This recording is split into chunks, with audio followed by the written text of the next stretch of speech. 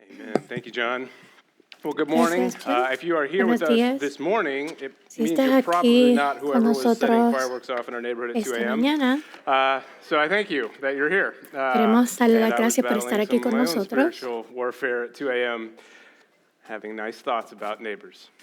No, I was glad to see that they were very patriotic and celebrating the gift of our country in all seriousness. Estamos muy contentos de ver la gente But as John celebrando said, if you nuestra are with nación. us this last few weeks, we've been in a series called Battle Ready, talking about how to stand Hemos estado firm, specifically in the spiritual fight for our lives. So go ahead and turn to Ephesians chapter 6 if you aren't there already, as we'll continue. But I want to share a story. When I was in college, I spent a month one summer serving with a seminary in southern Mexico.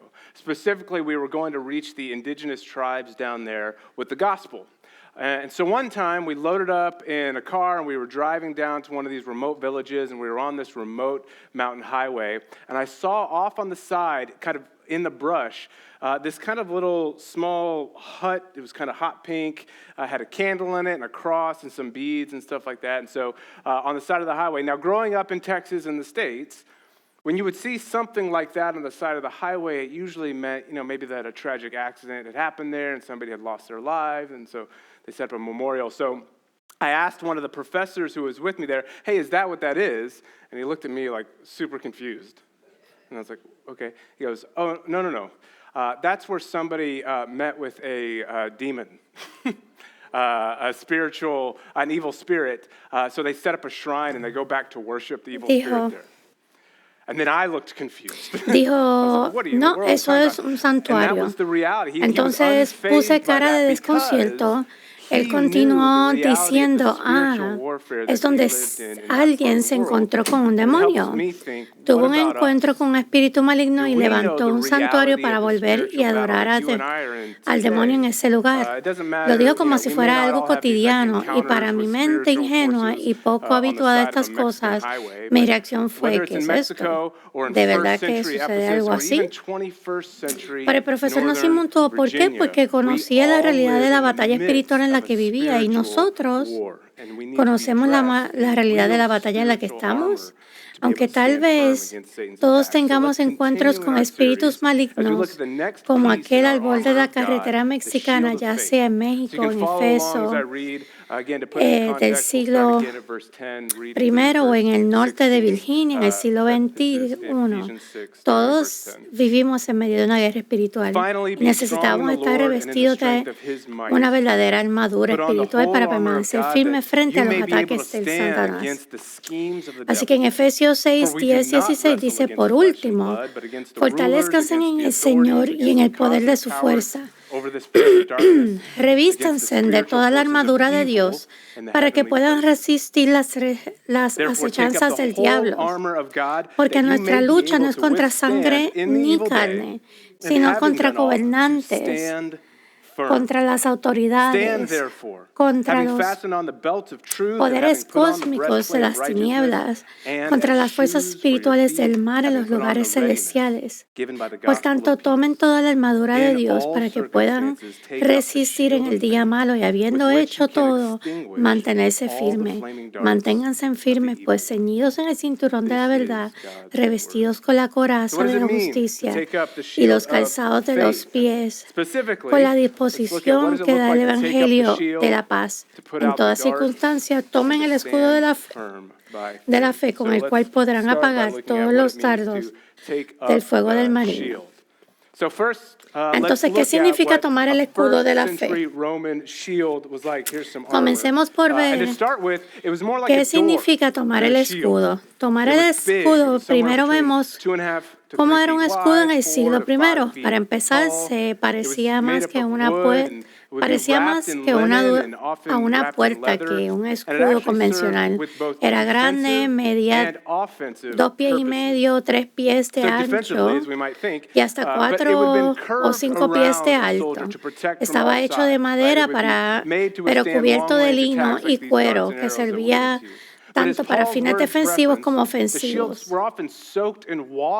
En cuanto a la defensa, tenía una forma curva que envolvía al soldado para protegerlo, principalmente contra los ataques a larga distancia como dardos, flechas. Además de tal como sugieren las palabras de Pablo, los escudos a menudo se empapaban de agua porque estos dardos y flechas solían lanzarse encendidos. El objeto no era solo impactar al soldado, sino propagar la devastación y destrucción. Pero también era una forma ofensiva. Esto se debe a que los escudos no estaban destinados únicamente a ser usados por soldados individuales, sino por grupos de soldados que se unían en diversas formaciones. Un grupo de soldados se unía y unían sus escudos no solo para protegerse a sí mismos, sino para protegerse mutuamente mientras avanzaban lentamente para tomar una ciudad. Entonces, ¿qué relación tiene esto con la fe? Dice la palabra, en toda circunstancia tomen el escudo de la fe, con el cual podrán apagar todas las flechas encendidas del maligno. Antes incluso de definir y comprender qué es la fe y cómo actúa como escudo, debemos fijarnos en cómo Pablo comienza esta sección. En toda circunstancia. Significa exactamente lo que piensas. Es una palabra que denota totalidad, en conjunto o cada situación. Algunas traducciones dicen sobre todo o junto con los demás. Pero creo que la mejor interpretación es que el escudo de la fe, sea lo que sea, ya llegaremos a eso. Es algo para lo que debemos estar preparados y equipados en todo momento. En otras palabras, este escudo de la fe no es como un extintor tras un cristal, que solo se usa en casos de emergencia. Más bien, el escudo de la fe asemeja a la forma en que un buceador trata su tanque de oxígeno. Buceador es indispensable o algo necesario en todo momento. De hecho, es algo sin lo cual no se puede vivir. Entonces, ¿qué es la fe? La definición del manual es que la fe es una confianza plena en alguien o algo. Puedes tener fe en que tu amigo te recogerá a tiempo en el aeropuerto, puedes tener fe que los detectores de humo funcionan, puedes tener fe en que un político cumplirá sus promesas electorales, pero hablando en serio, la fe de la que hablamos hoy es la fe suprema. Es la fe que se pregunta en qué o en quién confías tu propia vida. Todos nosotros, seamos cristianos o no, nos movemos impulsados por una creencia fundamental en nuestro interior, algo que nos dicta el propósito por el cual vivir. Todos vivimos para algo a lo que hemos creído y que otorga a nuestra vida propósito, sentido de identidad, algo por lo que creemos que vale la pena soñar, trabajar y sacrificarse. Puede ser el trabajo, la familia, la comodidad, el éxito, la religión, la validación, el dinero, el placer o el control. Sea lo que sea, todos vivimos para algo, guiados por una creencia arraigada en lo más profundo de nuestro ser. Aquí es donde algunos de ustedes pensarán, no, ese no soy yo. Quizás otros vivan por fe, pero yo no. Yo vivo basándome en la ciencia y en los hechos. Esa es una influencia residual de la ilustración del siglo XVII, de que la idea de que la fe y la religión eran meras fantasías absurdas y de que lo único que la humanidad necesitaba para prosperar y comprender los misterios del universo es la razón y el intelecto humano. El problema es, si bien la ciencia, la razón y el pensamiento crítico son medios buenos y útiles para entender el universo, nunca nos darán las respuestas a las preguntas profundas de la vida y de la humanidad. ¿Cómo llegamos aquí? ¿Cuál fue el origen del universo y de la materia? ¿Cómo debemos vivir mientras estamos aquí? ¿Qué es el bien y el mal, lo correcto y lo incorrecto, lo justo y lo injusto? ¿Y quién tiene la autoridad para decidirlo? Y en la última instancia, ¿por qué estamos aquí? ¿Cuál es nuestro propósito para vivir? ¿Cómo mencionamos antes? Ser felices, tener poder, ser bellos, ricos. Incluso afirmar que la vida no tiene propósito es en sí misma una declaración sobre el propósito de la vida que no se puede probar. La cuestión es que ninguna de esas respuestas vendrá jamás de la ciencia. Todas ellas son convicciones internas fundamentales arraigadas en el corazón. Todos tenemos respuestas a estas preguntas y vivimos en función de ellas por fe. Otros podrían decir, Mike, estoy de acuerdo, todos vivimos por fe, pero la fe es lo que tú quieras que sea, cualquier creencia que te funcione. Aquellas respuestas a las preguntas fundamentales de la vida. Vive tu propia vida, pero ¿qué sucede cuando estas verdades entran en conflicto? ¿Qué pasa si nuestras verdades fundamentales de fe chocan entre sí? ¿Quién gana? A diferencia de lo que se pensaba, los ilustrados, todos vivimos por fe. A diferencia del espiritualismo progresista, que no consiste en elegir tu propia verdad, sino sin un fundamento alguno. La verdadera pregunta no es si vives por fe, sino en qué pones tu fe. ¿Es algo tan real y verdadero que puede sostener tu vida? Volviendo a nuestro texto, debemos comprender a qué fe específica se refiere Pablo. ¿En qué depositó su fe el corazón de Pablo, confiándole el peso de su vida en Cristo? La respuesta a cómo llegamos aquí, a la cual nuestro propósito y la razón de nuestra existencia, así como la verdad demostrable de una esperanza resucitada, es Cristo. Él lo expresó de manera sencilla. He sido crucificado con Cristo. Ya no soy quien vive, sino Cristo vive en mí. Y la vida que ahora vivo en la carne, la vivo por la fe en el Hijo de Dios, quien me amó y se entregó a sí mismo por mí. Gálatas 2:20. La vida de Pablo es una de fe en Cristo. Cristo, el Hijo de Dios, es en Cristo en quien Pablo ha depositado el peso de su vida. ¿Por qué?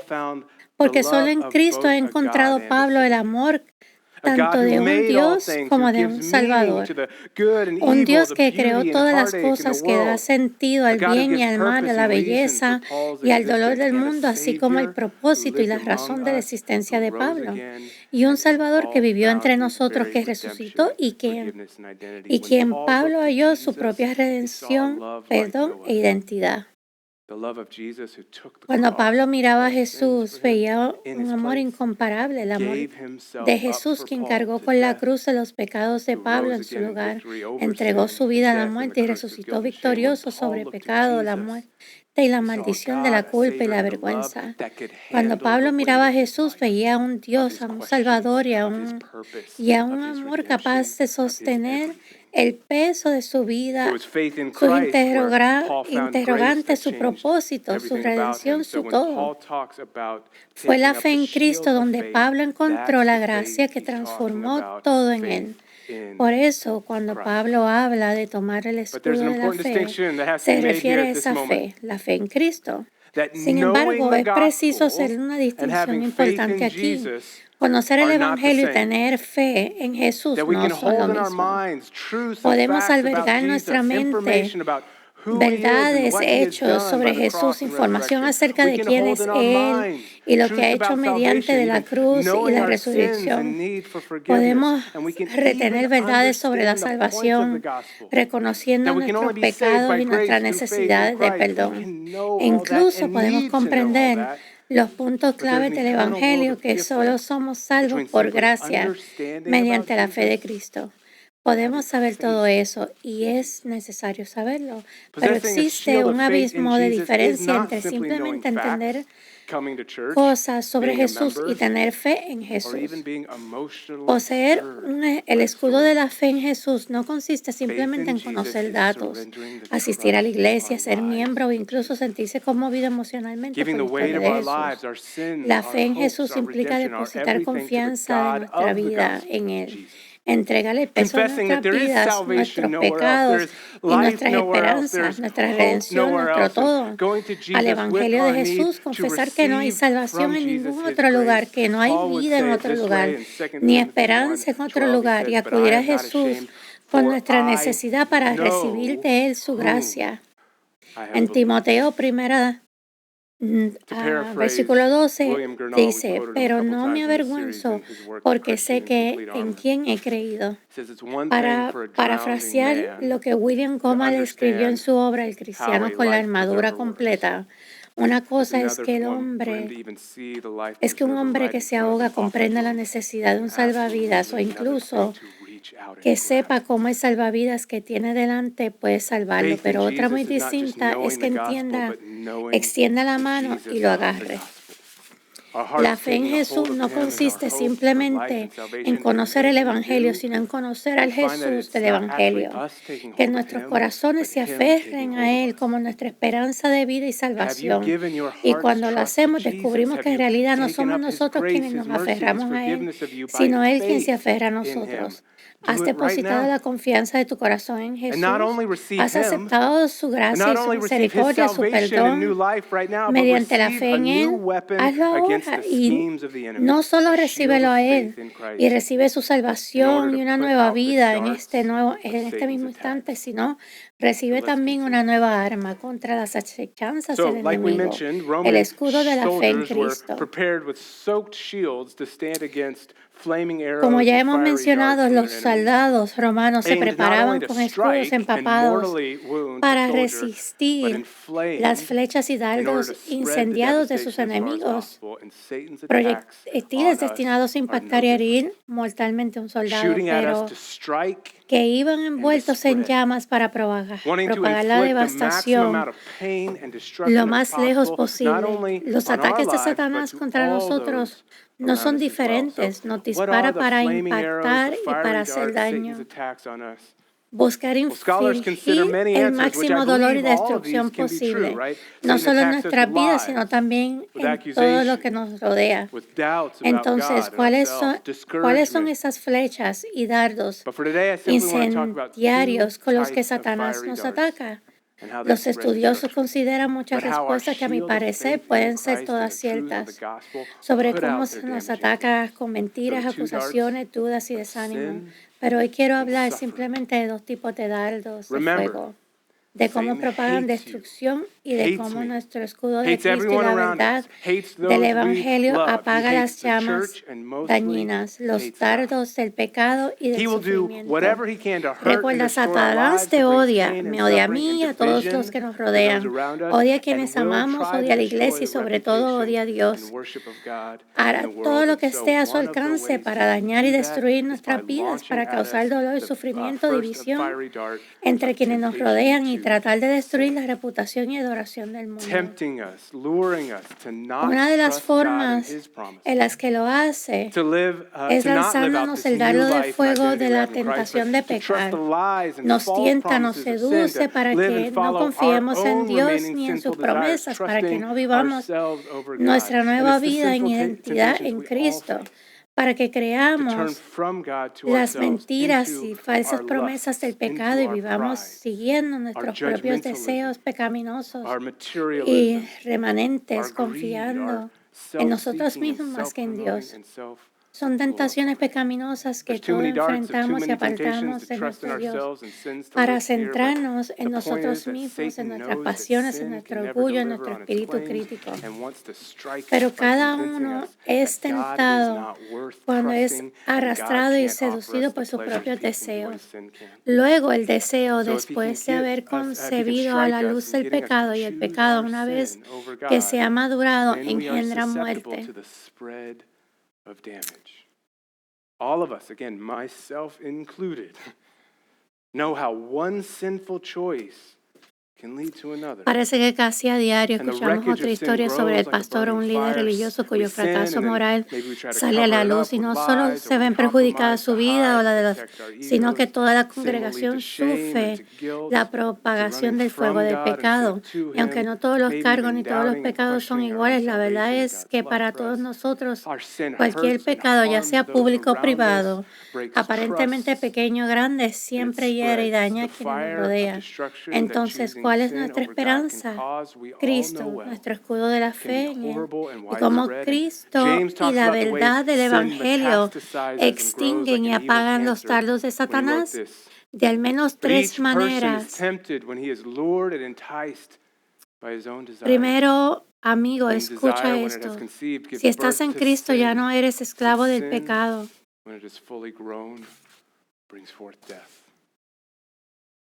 It seems almost daily we hear another story of a pastor or faith leader whose moral failure comes to light. And we all know it's not just their life or their family's life that's hurt, but the entire congregation suffers the spread of sin's fires. And while not all positions and not all sins are the same truth is for all of us. All of our sin, public or private, seemingly small or large, always hurts and harms us and those around us. So what is our hope? Christ. Our shield of faith in Him. How does Christ and the truth of the gospel extinguish and put out Satan's fiery darts? Y cómo Cristo y la verdad del Evangelio extinguen y apagan los dardos de fuego de Satanás de al menos tres maneras. Primero, amigo, escucha esto. Si estás en Cristo, ya no eres esclavo del pecado como lo eras antes. Antes de Cristo, por nuestra cuenta y con nuestras propias fuerzas, estábamos atrapados, condenados bajo la maldición del pecado. Pero ahora en Cristo somos hechos nuevos, reclamados, perdonados, adoptados y redimidos por Dios. Y ahora habitados por Dios. El Espíritu Santo vive en ti y su poder actúa en todos los que creemos. Un poder nuevo, más fuerte que el pecado. De modo que cuando Satanás lanza esas flechas de tentación, el Espíritu que obra en nosotros puede llevarnos a decir, no, ya no soy eso. Ese pecado ya no tiene poder sobre mí. Estoy en Cristo y su poder actúa sobre mí. Dardo extinguido.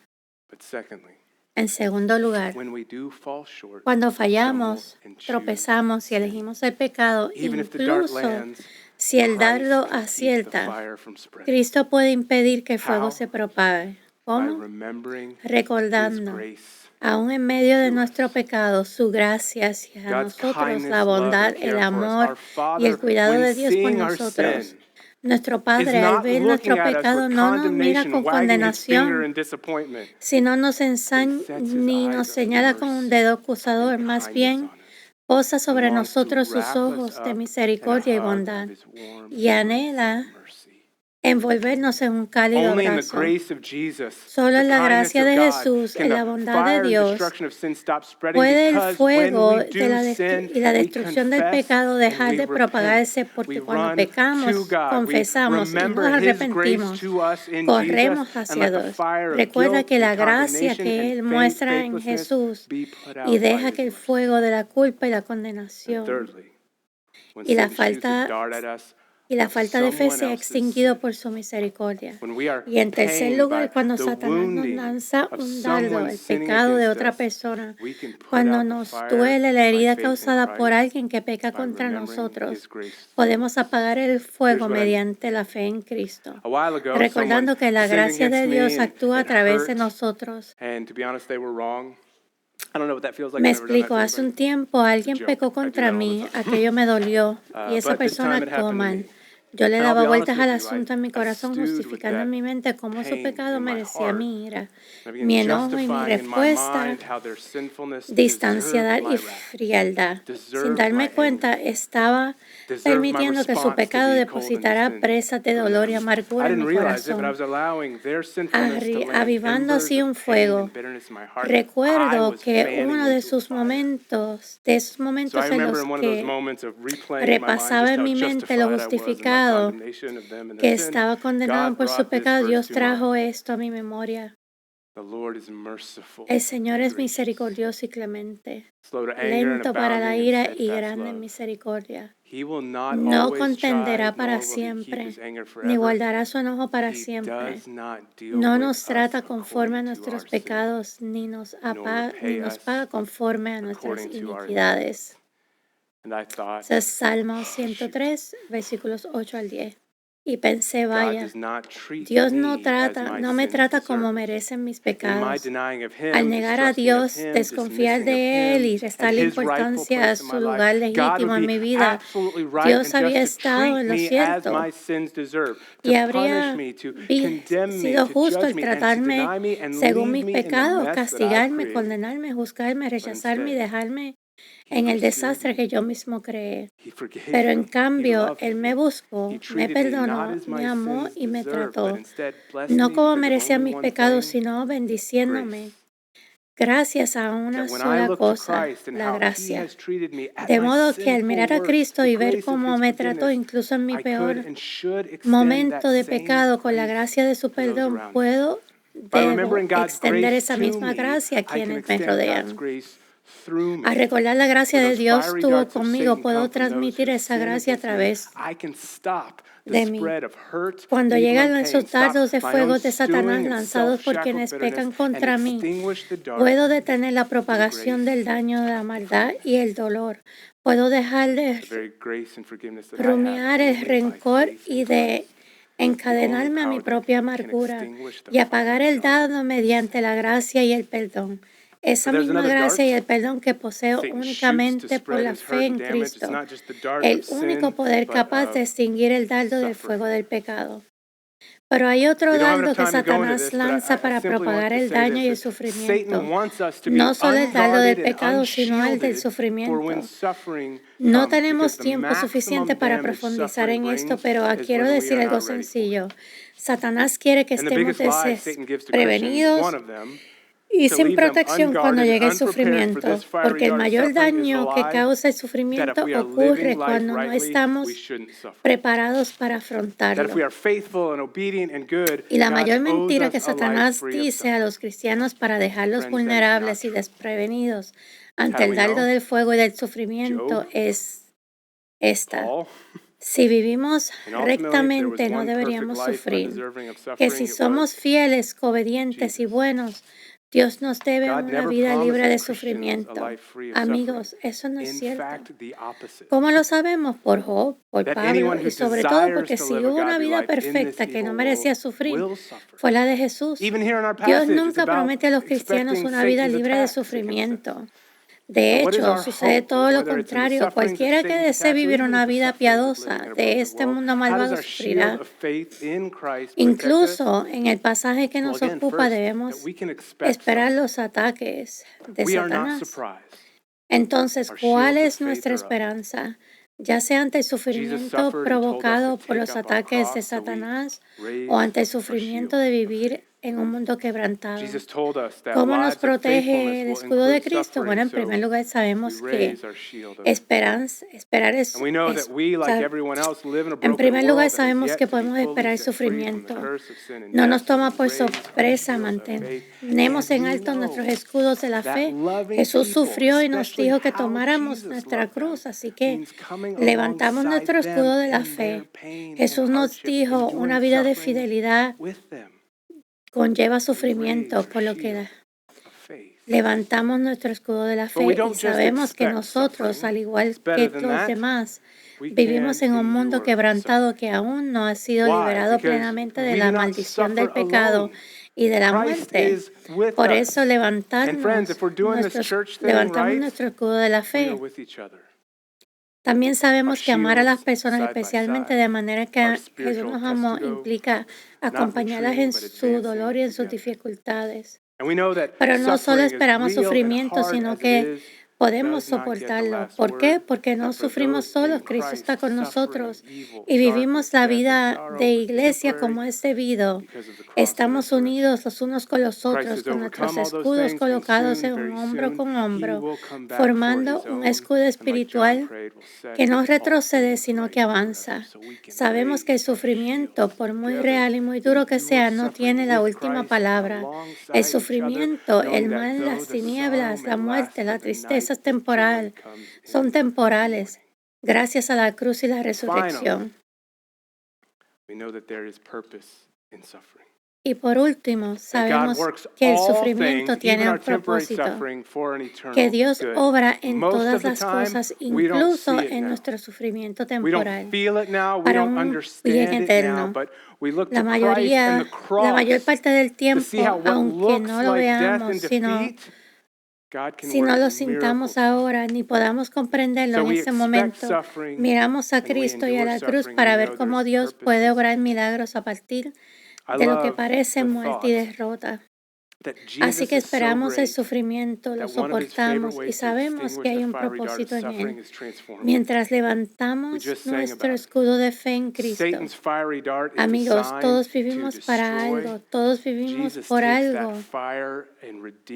Algo en lo que nuestro corazón deposita el peso de nuestras vidas y todos enfrentamos males y dolores derivados del pecado y el sufrimiento en este mundo. La pregunta es, ¿aquello por lo que vivimos es capaz de sostener el peso de nuestras vidas y más aún distinguir y vencer el mal, el dolor, la aflicción y el sufrimiento de este mundo? Solo existe una esencia de fe capaz de lograr todo eso. Y no se trata de un qué, sino de un quién. Jesús, nuestro Dios, nuestro Salvador, nuestro Redentor y amigo. Solo la fe en Él puede darnos la esperanza y la vida a nuestras necesidades. Él puede darnos la esperanza, la vida nueva que necesitamos. Manténganse firmes en la fe. Para concluir, comparto algunas reflexiones y exhortaciones al finales sobre cómo mantenernos firmes en la fe, revestidos de la armadura de Dios frente a las acechanzas y los dardos de fuego de Satanás. En primer lugar, ¿qué escudo de fe estás sosteniendo? ¿Por qué vives y en qué confías el peso de tu vida? ¿Y cuál es tu propósito, tu sentido? Trust in his life, death, and resurrection for you. Grab a hold of a new shield in him as Satan's darts sizzle to death against it. For those of us who do know Jesus, who by faith have been saved and made new by his grace, I need to ask you, how often do you hold your shield? How often are you lifting it up? Are you facing the moments each day in light of the gospel and who you are in Christ in all circumstances? In every moment, at all times, we see each moment through the greatness and glory, the purpose and power of Jesus. Raise your shield of faith in him all day, every day. And lastly, who needs your shield? Remember, the shields were not individual weapons, but used together, linked together, moving together. You need your fellow soldier's shield to guard you, and they need yours. We're meant to advance in this journey with God by faith together, in community, in life together. Others need your shield, you need theirs. Are you in committed community living this life of faith with others? We would love to help you do that, to join a community group or something else. Fill out a Next Steps card, come talk to one of us. So that by faith we can stand firm, raising our shields for Jesus and for each other. Let's pray.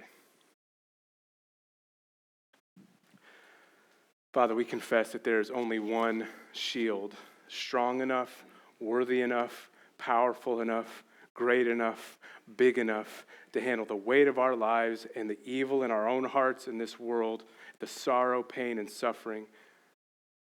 It's only the shield of faith in a God, a Savior, a resurrected King and Lord Jesus Christ. I pray today, whether it's for the first time or we need to pick it up again for the thousandth time, that we would raise the shield of faith in Christ together. And that we would not retreat, but advance together in your kingdom purposes in this world, knowing that the victory has already been won by Christ. Give us the faith to believe. We pray this in Jesus' name. Amen.